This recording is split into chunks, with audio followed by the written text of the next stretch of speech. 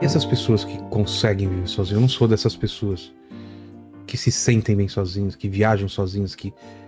Olha, tudo sozinho, eu acho que tem... Por exemplo, o Jung, ele dizia uma coisa assim... O Jung tinha uma coisa tão de... Ele dizia que a solidão para ele gerava um processo de cura que fazia a vida valer a pena. E ele ainda dizia mais, ele falava assim, quando eu me relaciono com muitas pessoas, eu levo alguns dias para me libertar da futilidade das palavras. É. Exatamente. Eu acho sensacional essa frase dele. Mas assim, eu acho bacana ter um pouco de solitude. Ah, não, eu gosto também. É fundamental, mas assim, o isolamento, não. E eu acho que na pandemia a gente meio que glorificou isso. Agora vai ser sempre assim, todo mundo em casa. E não é, o ser humano não é para isso.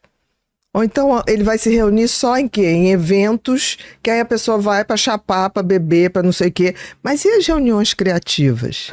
E as reuniões onde a gente produz? Eu acho que está faltando isso. Mas isso, a explosão dos podcasts, ela talvez ela revele uma coisa que estava fazendo falta pra gente, que é as pessoas em volta de uma mesa, almoçando ou em volta de uma fogueira e conversando. Exatamente. Né? Tinha uma demanda, né? Tinha. Por humanidade. Eu acho que o podcast traz de volta essa questão da conversa não superficial. Da conversa que faz eu deixar um pouquinho meu aqui e levar um pouquinho de você comigo. Isso é tão humano.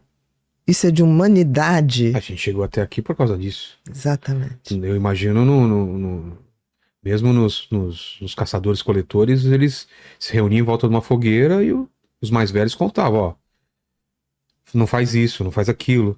As mulheres falavam das plantas, os mais novos falavam dos perigos. Tinha aquela troca, né, toda que fez esse caldo que é hoje a gente. Que é a cooperação. Nós chegamos onde chegamos pela cooperação. Inclusive no Sapiens falam que a gente venceu os Neandertais porque a gente era mais organizado na cooperação. Na cooperação. Apesar deles serem mais inteligentes, tendo o cérebro maior. E isso é uma coisa que não está acontecendo hoje, né? O estímulo é sempre competitivo. Individualista. O individualista. A gente vive uma epidemia de narcisismo. Né? Por quê? Porque isso começa lá atrás, depois da Segunda Guerra, talvez? Eu acho que os tempos modernos já começam com isso. Porque assim, a filosofia dos tempos modernos tem como base estrutural o individualismo. É como se fosse assim, para eu me dar bem, qualquer atitude é justificável. Inclusive o instrumentalismo. O que é o instrumentalismo? É usar você, eu uso você para atingir um objetivo meu. Você assistiu o jogo de Wall Street, né? Aquele estilo de... Exatamente. Isso dentro da filosofia do individualismo é permitido, mas não é ético. E aí você volta... Aí vamos lembrar da professora Lucilena. Aí você volta à essência, né, dos valores, né, dos homens. Valores, virtude e sabedoria.